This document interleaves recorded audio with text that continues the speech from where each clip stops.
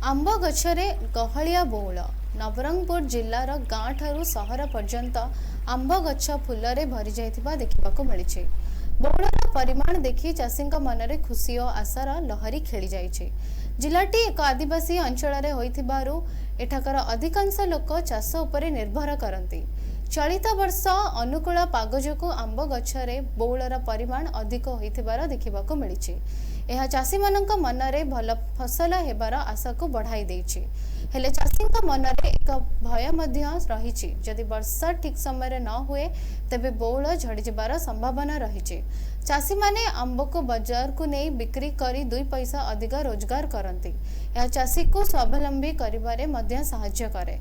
हेले उपयुक्त समय रे जदि वर्षा न हुए तेबे समस्त आस्था भांगी जबार भय रहिछि।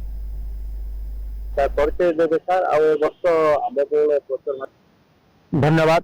मु डॉक्टर विजय कुमार मिश्र, अवसर प्राप्त प्राध्यापक राजनीति विज्ञान। वर्तमान मु नवरंगपुर इच्छावती गुड़ा रोचे। आपण सुंदर तथ्य बा भल कथाटे कहते आंब विषय मो गछ बा मु गछ पाखे ठिया आंब गछ तले ठिया एवं मो पछपटे देखुंत आंबर फूल बा बौल प्रचुर मात्रा धरी।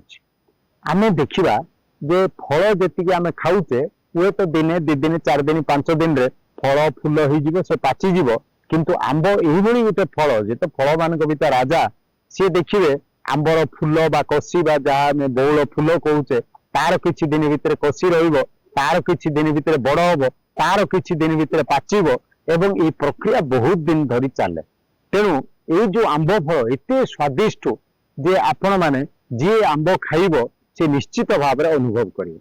अब नवरंगपुर जिला हूँ गोटे अविभक्त कोरापुट जिला भी कहतु ये हूँ गोटे आदिवासी बहुल अंचल। ये आंब जिते आम व्यवहार करूँ ताकू भगवान को समर्पण करूँ जमी आम धान बा चाउर नुआखिया करूँ ठीक सेमती आंबर आम नुआखिया करूँ अर्थात भगवान को आम आंब समर्पण करूँ बा प्रदान करूँ बा पूजा करूँ अर्पण करूँ तापर आम खाई था।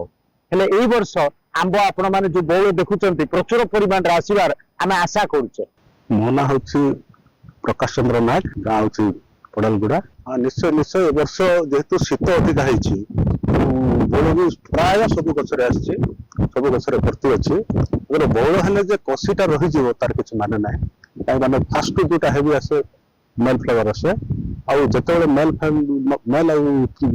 फिमेल फ्लावर जो पॉलिनेशन हुए से गोटे कसीटा हुए आ कसी है गोटे वर्षा हुए ताहले से रहे नॉर्मली पछी तक सब झड़ी गले। कहूँ गोटे चमत्कार जो भाई आसी प्राय सब गचरे आसी बहुत खुशी अच्छु। कादम्बिनी त्रिपाठी समाजसेवी देखो आंब हूँ गोटे जातीय फल आम जातीय फल आटा वर्षकर फल ए गोटे प्रोसीजर रे हुए जमी बौल हुए बौल पर आंब कसी हुए एतकी भितर जब वर्षा टिके हो जाए ताहले आंब बौल स्ट्रंग हो जाए। जब बेसी खरा हम ताहले आंब बौल झड़ी पड़िबार संभावना अच्छी। जमी आंब बौलटा रहिबो सेथिपई किछि जदि अच्छी आमर माने करिवार किछि आंब बौल को रखिया पई जदि किछि प्रोसीजर अछि ताहले जदि करिथांते ताहले चाषी को उपकृत हेबे आ भल दाम रे आंब भी मिली पारिबो। जिंती कहा जाय कि आंब आमर स्वर्ग रे भी मिले नाही पृथ्वी रे केवल मिले। तेणु करिकि आंब होछि माने गुटे फल मानक भितरे राजा। बसंत ऋतुर आगमन रे आंब गचरे देखिबाको मिलिछि बौलर पसरा। वर्तमान आंब गचर फूल समस्त को आकर्षित करिछि।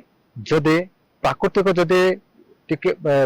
जदि भल होता राति जदि कम ना दिन रे जदि वर्षा जदि होता ताहले चाषी मानक भल आनंद देता। जेहेतु आंबर फल मानकर राजा होथिबारु ए वर्ष चाषी मानरे बहुत उत्साहित देता।